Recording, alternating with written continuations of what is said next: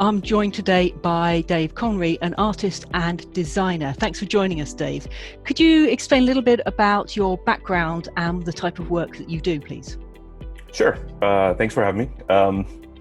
I am an artist and a designer, graphic designer, based here in California. And my background really comes from mostly the design side of things, where I was a magazine art director. Mostly, I also worked for boutique design agencies. But in the process of that, looking for other creative outlets, I started painting more often. And probably actively since 2013, really just been actively trying to do my own thing in regards to art and design in both of those ways. So I do a little design here, a little art over there, and go back and forth on those all the time. If I'm designing, say, a website and I see a nice piece of art that I find on the internet, I can't just download that and put that on my website.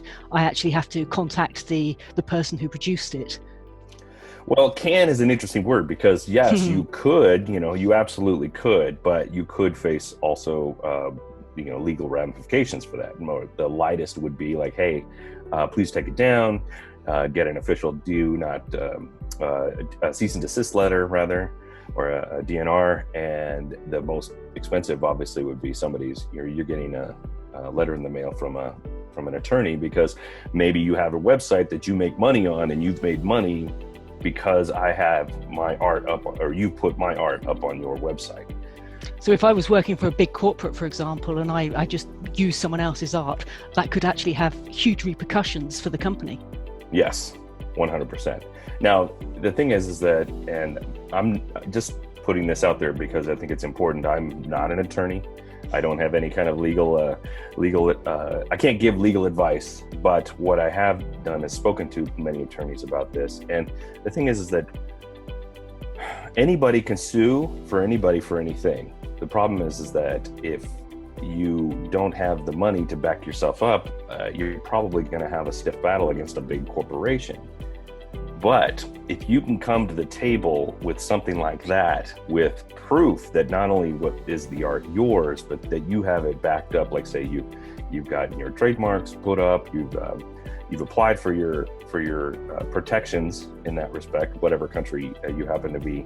I don't know the process in England or whatever, but you've gotten your protections and done that, and then you can go to that company. And sometimes what a lot of people will say is, I'm just going to sue them.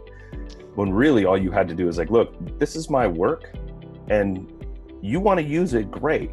But I have these protections against it, and all I'm asking you to do is pay me a licensing fee, right? So, that's one way to go about it. So licensing's a great way actually to work with creative designers and artists and actually get their work into what you're doing, the ethical way.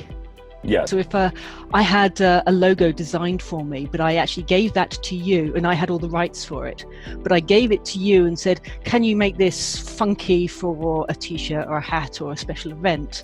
Mm-hmm. How does that work? So essentially there's a couple of ways, right? This is layered in a bunch of different ways, right? So let's say, for instance, you didn't design the logo, you had a logo designer design it for you. So that person designs the logo for you, and they ultimately have the primary rights to that, because that it's their creativity, right? And they can retain the rights to that, at least from the aspect of like being able to share it wherever they want, use it for their own promotional purposes. They maintain those rights always, unless they signed a legal document saying that they release all liability or all licensing, all aspects to whoever's buying it, right? So let's say the designer does that, they give it to you, they retain their creative license rights, you use it, and your rights are that you can use it however you see fit regarding your brand. So whatever that might be, whether you want to put it on shirts or logos or hats or buildings or whatever, you can do that. Then if you take that logo, you give it to me, then you're giving me those rights to translate that in a way that is appropriate for your brand still. It's not removing any rights from the graphic designer's point of view, right? It's not removing any rights from you. It's just me doing it so that you have something cool that also still represents your brand. My creative rights step in because now that design that I just created is my creative output. And so therefore I have the creative rights over that specific design. But if the graphic designer came back to me and said, no, you can't do that, and then, or you can't share that, then I would probably have to abdicate and say, okay, or whatever, I'd back off. I'd have to say, okay, I'm not going to push it. I did it for you. It's a one-off thing. You've got it. I won't share it. But my thought process generally is the creatives are like, oh, they like to have their stuff shared. And if we give appropriate credit, you give credit, I give credit. And then, it comes full circle, right? So yeah, it sounds like it's just layers within layers within layers of everything. So actually, right. Yeah, covering your back, making sure that you're doing the right thing where you can is just good practice. Yes, absolutely. Yeah, you and I kind of came to this conversation based on a video I posted up on TikTok. And even within the comments of that TikTok video, there was a vast amount of misinformation being shared by some of the people. And most of it is based on their opinions.